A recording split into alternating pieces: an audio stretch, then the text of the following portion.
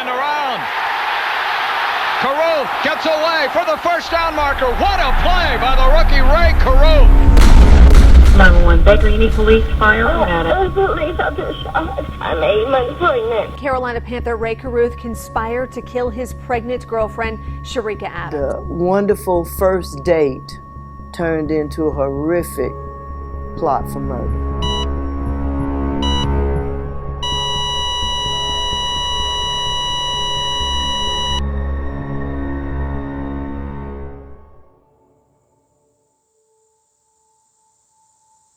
All of us go through our death of a loved one sometimes. And when we focus on what we've lost, we don't see what we have left. So today, my focus is on what I have left.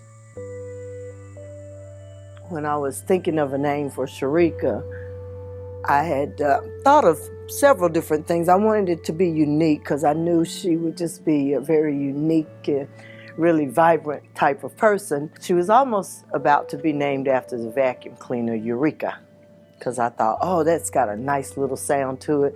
And I thought, no, I don't want her to be associated with dirt and cleaning and stuff. So I said, since I love Cher so much, I want her to be tall and lean and long, flowing black hair. I said, I'm gonna name her Cher, but Cher just wasn't enough.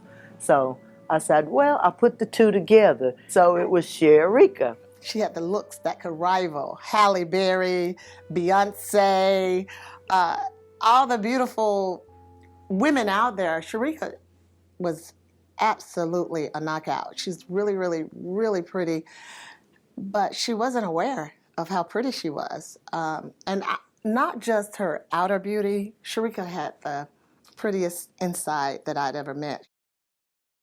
I wanted her to have someone that treated her like the beautiful queen that she was. But many times you cannot blame the heart for where the heart goes. Cherica and her girlfriend had gone to a pool party, and there she met Rae Carruth. And she was pretty smitten with Rae Carruth when she met him, and I think they must have had pretty good conversation and wanted to continue the conversation a little more privately. For whatever reason, she decided she wanted to go by her dad's house with him. So I don't know if that was some kind of intuition that she had, that this might be a person that's forever in my life or what, but she felt comfortable enough taking him to meet her dad.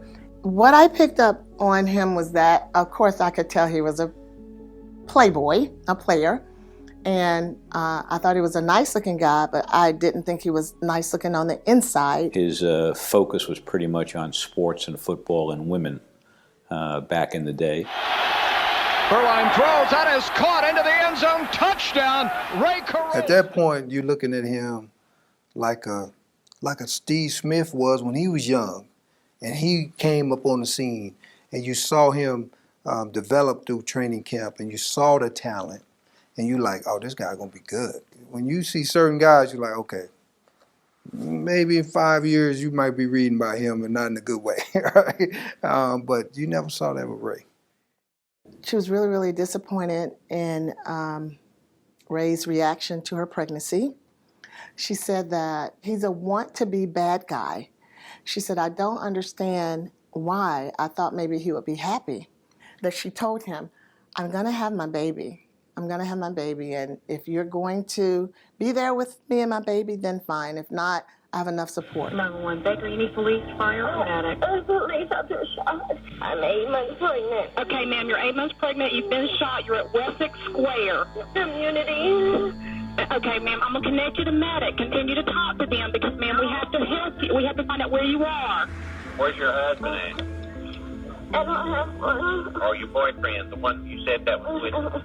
Where's he at? He's in the car in front of me, and he slowed down and put my foot up beside me and did this. And then where'd he go? He just left. Okay. All right, what's his name? Rae Carruth. He went to the Panthers. Okay, what's his name? Rae Carruth. Rae Carruth. 89. The wonderful first date turned into a horrific plot for murder. Rae Carruth had called me and he asked me if I had a hoop deal, a car that's not flashy, that doesn't stand out, that he could get that night. And I told him that I had a Maxima, and he told me to come over his house. And he asked me, do I know where he could get a gun at? I was like, why you wanted a gun? And he was like, he was wanting to get Cherica because she was pregnant, and he didn't want to pay no another $5,000 or some odd dollars a month in child support. And people on the team was saying that he can't be having no baby by no stripper and stuff like that. He said that he had a friend that was gonna do it, and he was talking about William. He called me, and I met him. So he said, how much would it take to beat up a girl and make her abort her baby? I said, I don't know, beat up no girl, I killed you. I told him that I didn't want to do it. I was like, I don't want to, I don't have no part in it. I said, because anything can happen. I could get killed or anything. And he was like, something still can happen to you regardless because you know about it. So he had a code for, I don't want the dog to get out, I need the fence. And that was the code, he don't want the baby to get out, he needs Cherica killed. What I want, he said, I want my man to ride with you. We was talking about William. He said, ride with you. He said, when we leave the movies, he said, I'm going to call you, and I want y'all to follow me down this road right here. He was going to stop, and he wanted the guy that was riding with us to shoot the girl that he had pregnant. And I was just so scared, I didn't say nothing else. I didn't think she was dead that night. Because I had to look back, I seen like her brake lights, like blink on. So I didn't think she was dead then. I just remember dropping to my knees and just wailing. Just, God, just please don't let my baby die. But when I got there, they met me and told me that Cherica was already in surgery to have the baby by cesarean section. I immediately decided, oh my God, I gotta call Rae because I bet he doesn't know what's happened. Somehow she got shot going home or whatever. And I'm like, I gotta call him. So I had two numbers. I had a cell phone number and a beeper number for him. And so I just continually just kept calling both, no answer. During that time before he came, I remember, they came out and told me that they had to revive Chancellor and that he had severe damage to his brain because of the lack of oxygen and blood. And so, you're hearing all this from the doctors and still no Rae. And finally, he comes in with an entourage. Rae comes in with the guy that did go to the movies with him. It was his friend Hannibal. And he actually came with another woman. I went over like a mad woman. I let him know that I know you knew what happened to her. You know what happened to her. And you did it. You did it. He finally said he wanted to go see his son. So we got down to the NICU and they let us in, and Chancellor is hooked up to all these tubes and in the incubator and everything. The nurse was telling us, we couldn't take him out, but we could stick our finger in to touch him or whatever. So I do remember asking him if he wanted to touch him. And he said no. He just wanted to get a picture of him. And he said, because this might be the last time I get to see him. I had so much peace about making the decision to take Cherica off of life support because she was existing, she was not living. When she died, she looked like she did when she was born. And it was such a surreal moment for me. He got a message on his answering machine from his attorney who said that Cherica Adams had passed away. About 10 o'clock that night, he decided, I'm going to contact an old friend, Wendy Cole, and he said he begged her to take him to California. My reaction to Rae fleeing to Tennessee with yet another girlfriend was just another very big display of his cowardice. I received a call from the FBI in Charlotte and telling me that they have an arrest warrant for Rae Carruth. And they had developed information that he was in a motel in Wildersville, Tennessee. So we went into the hotel, spoke to the manager, and she told us, yes, there was a young lady, Wendy Cole, staying in that room. And a short time later, Miss Cole walked down. I asked her if Rae Carruth was with her. She said no. I said, where's he at? She said, well, I'm not sure, but he's around here. And I sat down on the side of the bed and I said, you know where he is, don't you? She just stared, and then I said, where is he, Wendy? And she looked at the keys. And I didn't pick up on it the first time. I said, where is he, Wendy? And she looked at the keys again. He's in the trunk, isn't he? I said, Rae? He said, yeah.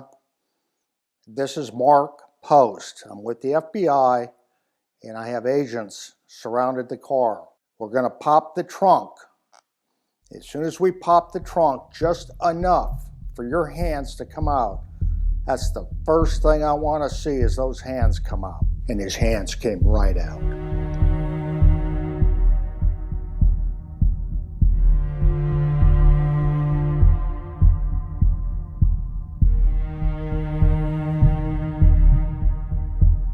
Yes, I had concerns, but on the other hand, we had Cherica Adams, and she was the strongest witness for herself to her own murder. 911, Baker, any police, fire, or medic? Police, I've been shot. I'm 8 months pregnant. Okay, ma'am, you're 8 months pregnant. You've been shot. You're at Wessex Square.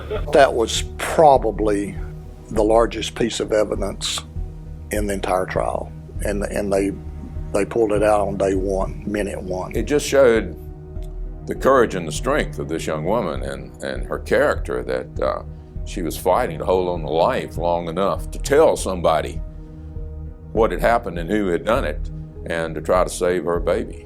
Yeah, I don't have any doubt that that was the most important evidence.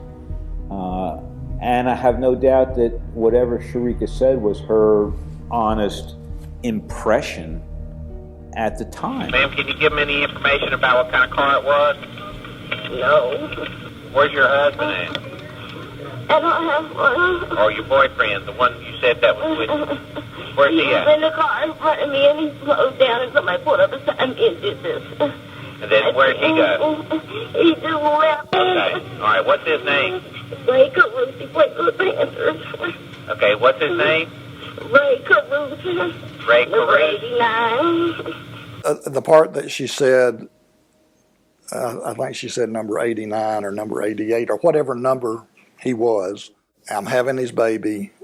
He stopped in front of me and they started shooting. I don't remember all the exact words, but something to that effect. And I was kind of thinking to myself, would I have the wherewithal to come up with that stuff if I'd been just been shot? How you couldn't help but believe her seemed almost impossible to me. You know, I have never believed that he hired Van Brett Watkins or Michael Kennedy to harm Cherica in any way. And the evidence at the trial was that neither of them got paid anything or received anything for doing this. And indeed, there was no, quote, planning for this until the very day that it all happened. And that's just not how a murder for hire takes place. I mean, they even had to go and get a gun that day.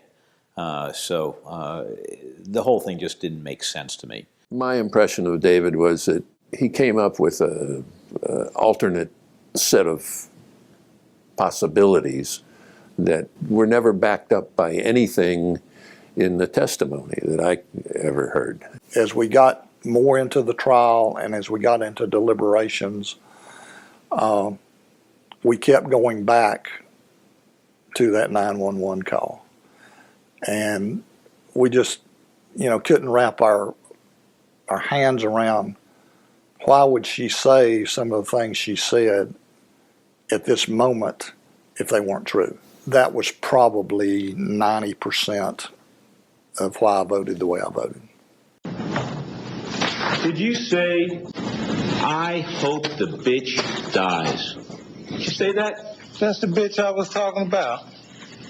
Oh, I see. Rae Carruth. That's your client, the bitch. Nobody wanted to be within arm's length of Van Brett Watkins. I was very glad the marshals were between me and him. He had a look in his eyes that I've maybe only seen once or twice in my life. It was the look of, I can do whatever I want to do to whoever I want to do it to. If you pushed enough of Van Brett Watkins' buttons, you could see what a violent anger management problem he had. So you're sort of a hitman without a weapon.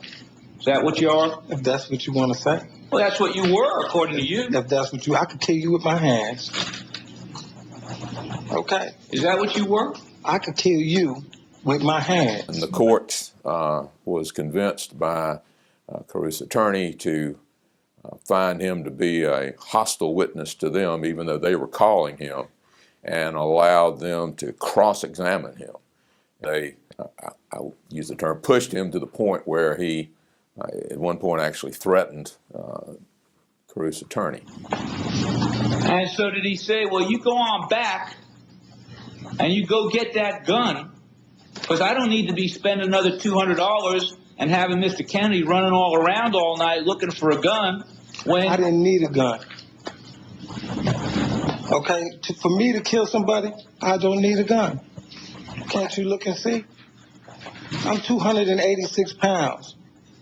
Okay, I would rip you like a rag doll. I'm 286 pounds, and I could rip you limb from limb like a little rag doll. I'll tear you up like a rag doll. I'll shake you like a rag doll. I could rip you apart like a rag doll. Right after that, I said, I have no further questions. I'm done, Your Honor. Anything further? You're right about that. I mean, you go back in that jury room and you look at each other and you think, oh my God, you know, did that just happen? That influenced me. This guy was dangerous, without a soul.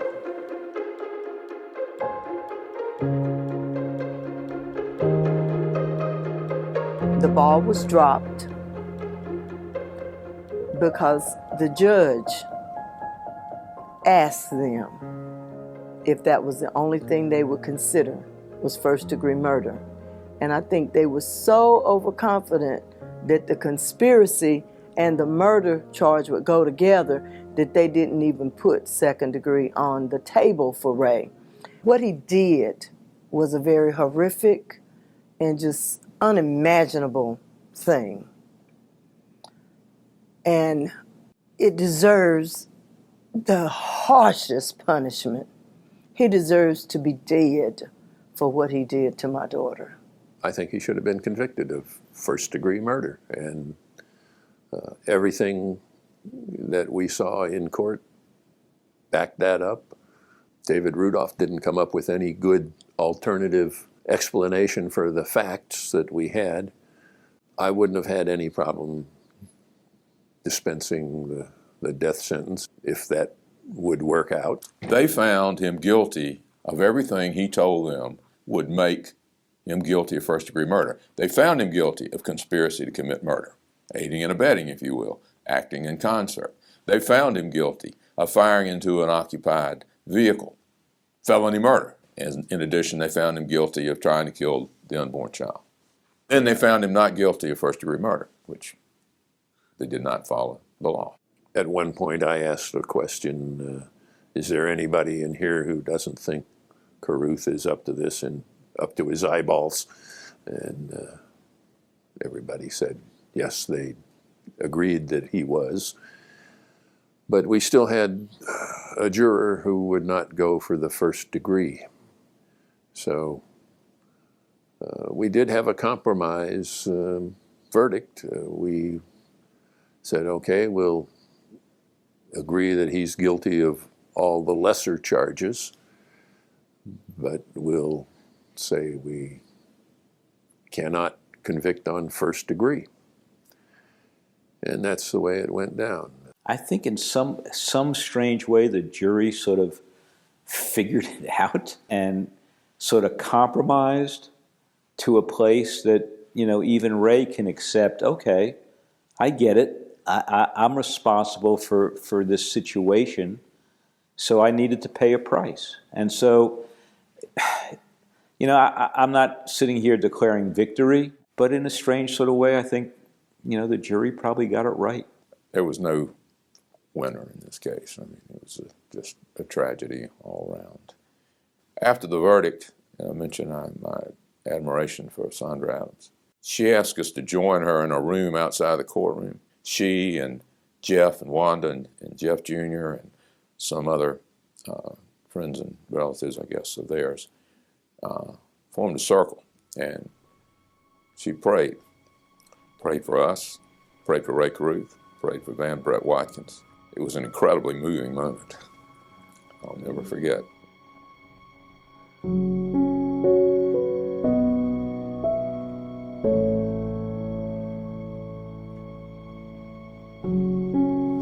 Now, what do you call your grandmother? Kilpa. And what do you call your mother? Angel. Mommy Angel. Can you say it again? Angel. Mommy Angel, that's right. I'm raising Rae Carruth's son, and I don't believe that there's any way that I could hate a part of Chancellor and say that I love him unconditionally. You can't do that.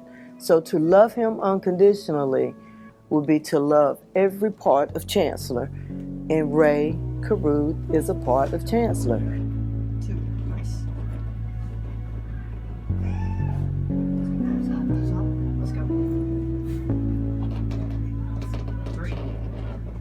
Chancellor does not think he's disabled. He is abled differently.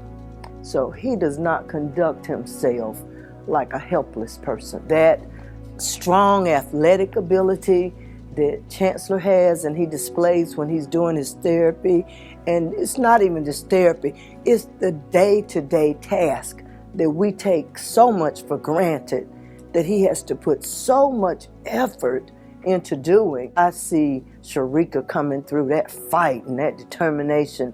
And I must give credit to Rae Carruth because I think Rae has some of those same qualities, because you couldn't make it to the NFL just being mediocre.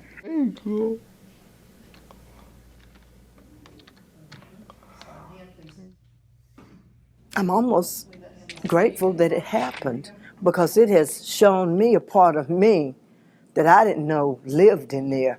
I am bigger than I thought I was. I am more faithful than I thought I was. I'm more loving and compassionate than I ever thought I could be. And for that, I really have Rae Carruth to thank.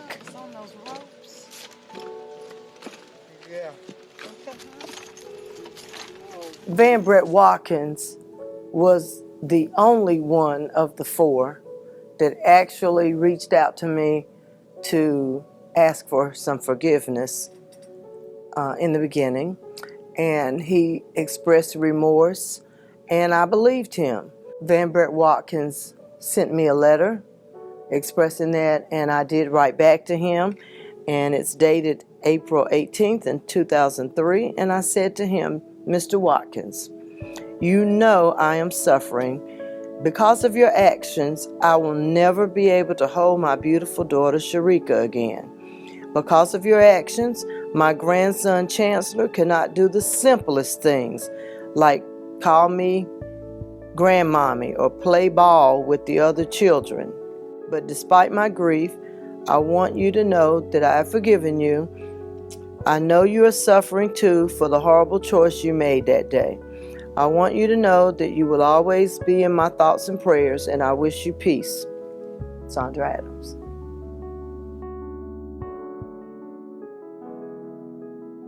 I don't even want to see Rae Carruth go to hell. I want him to come to repentance, because Rae is never going to have peace in his life until he tells the truth. In the past, I didn't think it mattered, that he'd just do his time, get out, be free, go along his way. But I think as the time gets closer for him to get out, I am feeling very differently. Part of me wants to be there the day he walks out so he can acknowledge his son.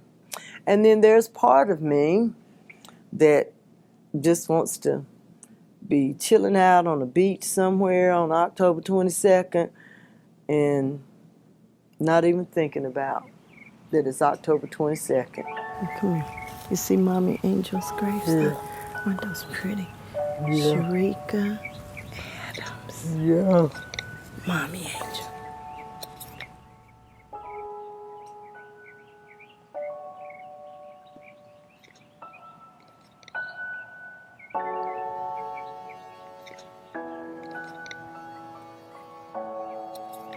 Okay.